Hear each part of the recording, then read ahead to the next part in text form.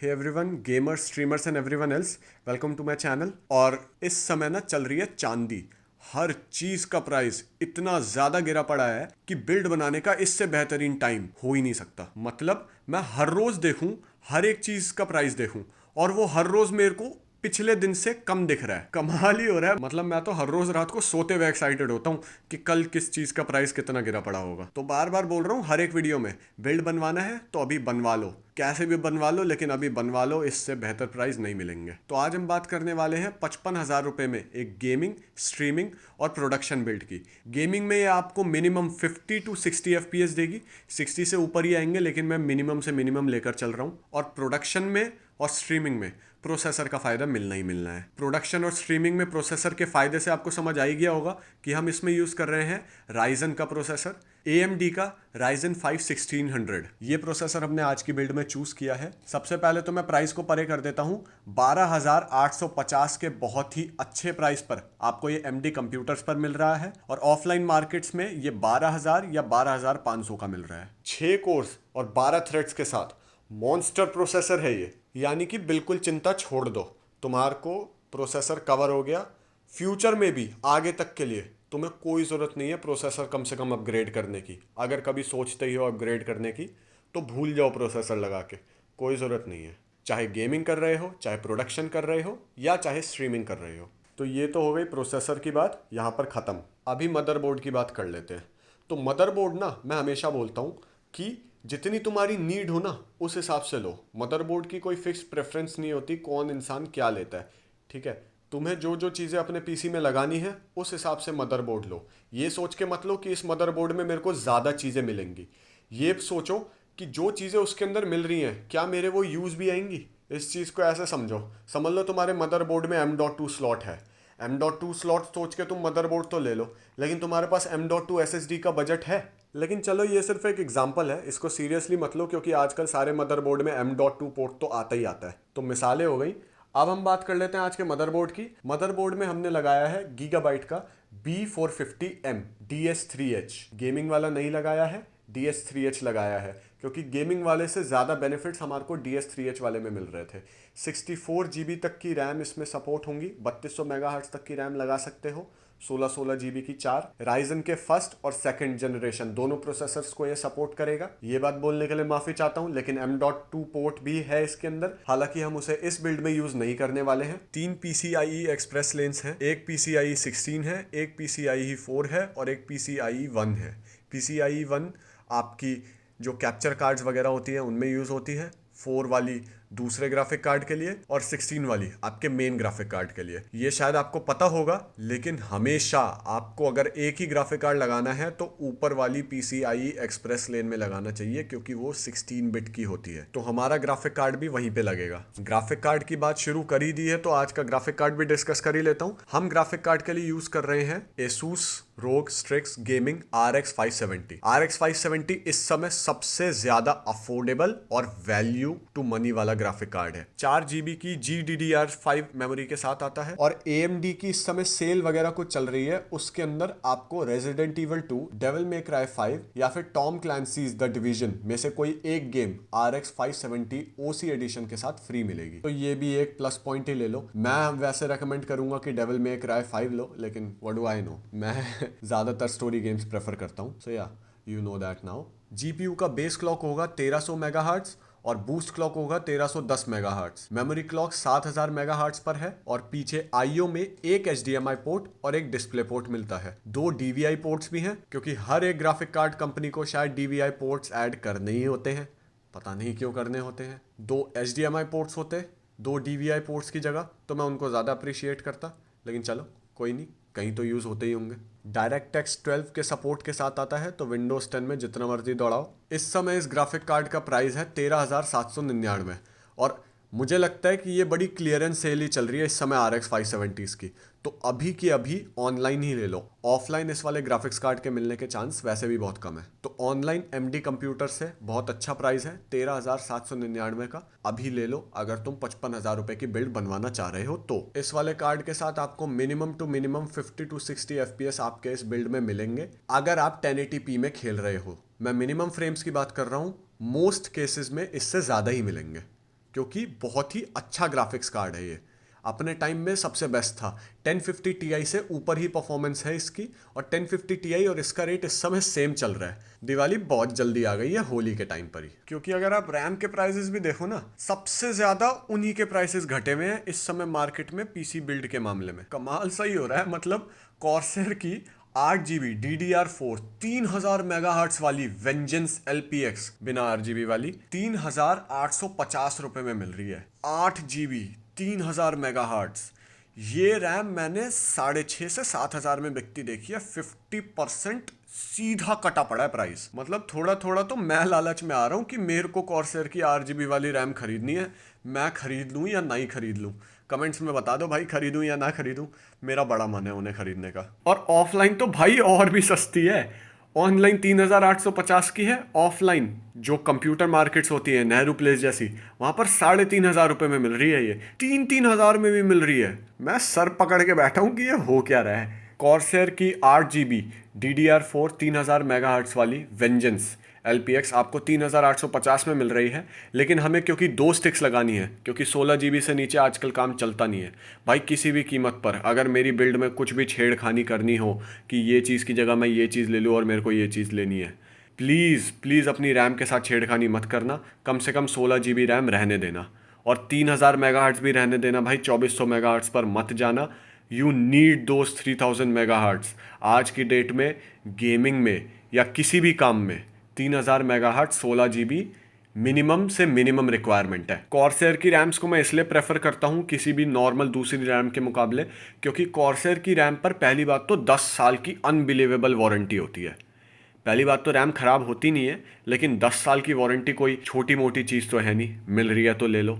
Number 2, Corsair की vengeance LPX overclockable होती है। अब रैम को ओवरक्लॉक करना वैसे तो कोई बच्चों का काम होता नहीं है, लेकिन फिर भी अगर कभी करनी सीख जाओ तो तुम्हारे को इस चीज़ का बेनिफिट मिलेगा। और बहुत ज़्यादा ओवरक्लॉकेबल होती है, यानी कि नॉर्मल रैम पहली बात तो ओवरक्लॉक हो नहीं पाती है, लेकिन वेंजेंस जब ओवरक्लॉकिंग पर आती है ना, सबसे बेस्ट रिजल्ट्स इसी के मिलते हैं। अभी आपका पीसी हो गया है बहुत ज्यादा पावरफुल, लेकिन पावर कहां से दोगे? पावर सप्लाई में हमने चूज की है कॉर्सर की CX550। बेहतरीन पावर सप्लाई है।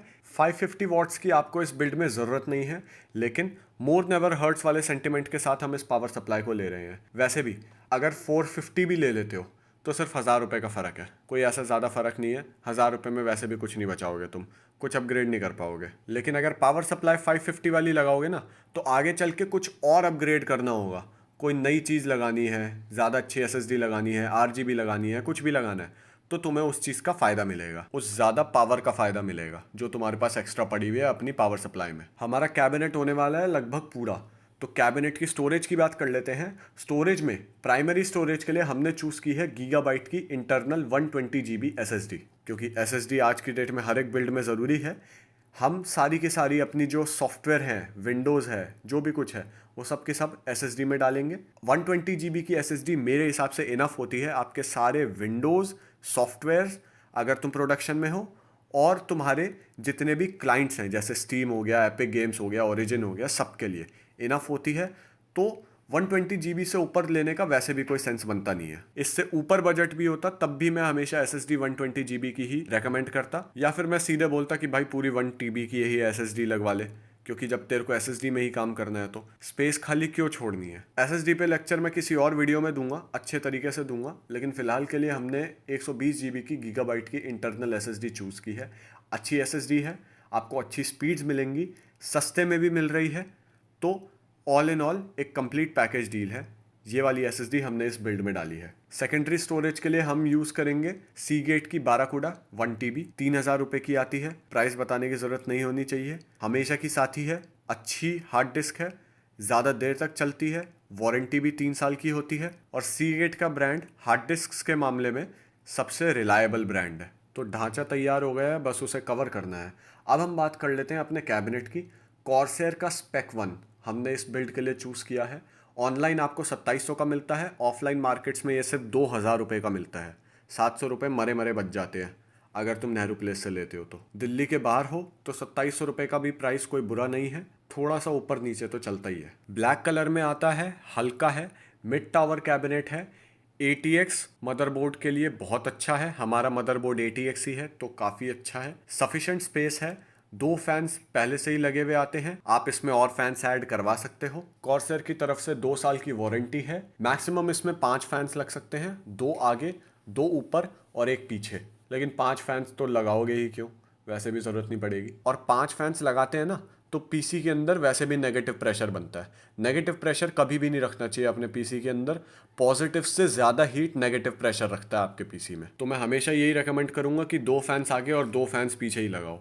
हमेशा एक बैलेंस प्रेशर होना चाहिए आपके सीपीयू के अंदर, बहुत ज़रूरी होता है आपके सीपीयू के अंदर एक अच्छा टेम्परेचर मेंटेन रखने के लिए। क्योंकि इसे इस तरीके से समझो, जितनी हवा अंदर जा नहीं रही है उतनी पीछे से फैन से बाहर निकल जाएगी, तो उस टेम्परेचर को, जो गर्म टेम्परेचर है उसको बाहर कैरी करके कौन लेकर जाएगा। सारा खेल है तो एयर का ही ना, तो इसलिए नेगेटिव प्रेशर कभी नहीं रखना चाहिए अपने कैबिनेट के अंदर। लेकिन चलो मैं टॉपिक से हट गया, बेकार का ज्ञान बांटने की थोड़ी मेरे को बहुत ज़्यादा आदत ही है। कॉर्सर के स्पेक 1 में फ्रंट के आईओ में एक 3.0 का यूएसबी पोर्ट है, एक 2.0 का यूएसबी पोर्ट है, हेडफोन और माइक के लिए जैक्स हैं, और कैबिनेट दिखने में भी सुंदर लगता है। कैबिनेट के मामले में आपका कैबिनेट कैसा दिखता है, उसके एस्थेटिक्स बहुत इंपॉर्टेंट है। तो सुंदर कैबिनेट है, साइड में एक टेम्पर्ड ग्लास विंडो है, तो अपने कैबिनेट के अंदर जितनी भी चीज़ें हैं जितनी मर्जी चमकाओ। और कॉर्सर की तरफ से आता है, कॉर्सर के कैबिनेट्स सबसे अच्छे होते हैं, डॉट। अब तुम्हारा कैबिनेट पूरा हो चुका है, और अगर तुमने ये बिल्ड ऑनलाइन बनवाई है तो तुम्हारे 53,000 रुपये लग चुके हैं। अगर ऑफलाइन बनवाई है तो 51 या 50,000 रुपये लग चुके हैं। ठीक है, अब हम बात कर लेते हैं थोड़े गेमर माइंड्स की। मेरे को ऐसा लगता है कि जब हम गेम खेलते हैं तो हमारे लिए माउस ज़्यादा इंपॉर्टेंट होता है कीबोर्ड के मुकाबले। तो इसी वजह से हम इस बिल्ड में माउस रख रहे हैं लॉजिटेक का G102। 2100 से 2300 रुपये में आपको ये माउस ऑनलाइन मिल जाएगा एमडी कंप्यूटर्स पर। ये माउस ऑनलाइन ही खरीदो तो बेहतर होगा। 5 प्रोग्रामेबल बटन्स के साथ आता है। लॉजिटेक की तरफ से बजट में बहुत ही अच्छा माउस है। वैसे तो बजट नहीं है, 2,000 रुपये का कोई बजट माउस तो नहीं होता है, लेकिन गेमिंग के मामले में बजट ही है। बहुत अच्छा माउस है। लॉजिटेक की सॉफ्टवेयर की मदद से RGB भी है इसके अंदर, तो कम से कम अपने पेरिफेरल्स RGB वाले हो जाएंगे। लॉजिटेक हमेशा से ही माउस और कीबोर्ड के मामले में अच्छी कंपनी रही है, रिलायबल कंपनी रही है। बजट के अंदर काफ़ी अच्छी चीज़ें निकालती है ये। इस बिल्ड में कीबोर्ड के लिए बजट नहीं बचा है, I am so sorry for that. आपको कीबोर्ड एक नॉर्मल सा ही उठाना पड़ेगा। लेकिन वही है, जैसा कि मैंने बोला कि गेमिंग में कीबोर्ड का इतना ज़्यादा काम आता नहीं है जितना माउस का आता है। कीबोर्ड में आपने WASD और कंट्रोल को ही ज़्यादातर प्रेस करना है। तो अगर नॉर्मल कीबोर्ड ले भी लो तो आगे चल के तुम एक मैकेनिकल कीबोर्ड में अपग्रेड कर ही सकते हो, उसमें कोई बड़ी बात नहीं है। माउस पर हम दोबारा आ जाते हैं। 5 इसके अंदर प्रोग्रामेबल कीज़ हैं। लॉजिटेक के सॉफ्टवेयर के साथ इसमें आप DPI वगैरह चेंज कर सकते हो, और भी बहुत कुछ खुलता है उसके सॉफ्टवेयर के साथ। बहुत ही कंफर्टेबल माउस है और अर्गोनॉमिक माउस है। अर्गोनॉमिक माउस के क्या फ़ायदे होते हैं मैं किसी और वीडियो में बताऊंगा, लेकिन बस इतना समझ लो बहुत ज़्यादा फ़ायदा होता है। आपको लिटरली एक बीमारी से बचाते हैं अर्गोनॉमिक माउस, किसी भी नॉर्मल माउस के मुकाबले। तो ये थी हमारी 55,000 की नॉन कॉम्प्रोमाइज़ 1080p में 60 अबव FPS देने वाली एक बिल्ड इंडिया के अंदर। अभी के प्राइस के हिसाब से, आज से 2 महीने बाद के प्राइस की मैं गारंटी नहीं ले रहा हूँ क्योंकि कभी तुम मेरा गला आके पकड़ो। कीबोर्ड के लिए एक अच्छा बजट ना रहने देने के लिए वेरी सॉरी, लेकिन यार क्या बोलें, इससे बेहतर आपको चीज़ नहीं मिल सकती है इस बजट के अंदर। तो इसी के साथ हमारा आज का बिल्ड हुआ पूरा। अब इसमें चाहे गेमिंग करो, चाहे स्ट्रीमिंग करो, चाहे प्रोडक्शन करो, किसी भी चीज़ में कभी कोई शिकायत नहीं आएगी। इसी के साथ आज का टॉपिक होता है ओवर। अगर ये वीडियो अच्छी लगी तो लाइक करो, सब्सक्राइब करो, और भी ऐसी बिल्ड वाली वीडियोस मैं फ्यूचर में भी लाने वाला हूँ, इससे सस्ते में भी, इससे महंगे में भी। बेल आइकन को दबाना मत भूलना, और कमेंट करके बताओ इसमें मैं क्या इंप्रूव कर सकता हूँ। अगर तुम्हारे को कोई अच्छी एक इम्प्रूवमेंट मिलती है और बजट नहीं डगमगाता है तो मैं तुम्हारा कमेंट सबसे ऊपर पिन कर दूंगा। कोई क्वेश्चन होता है तो बेझिझक पूछो, मैं नीचे जवाब दूंगा, क्योंकि वेला टाइम बहुत है, चैनल इतना ज़्यादा बड़ा है नहीं। Thanks for watching and I will see you later.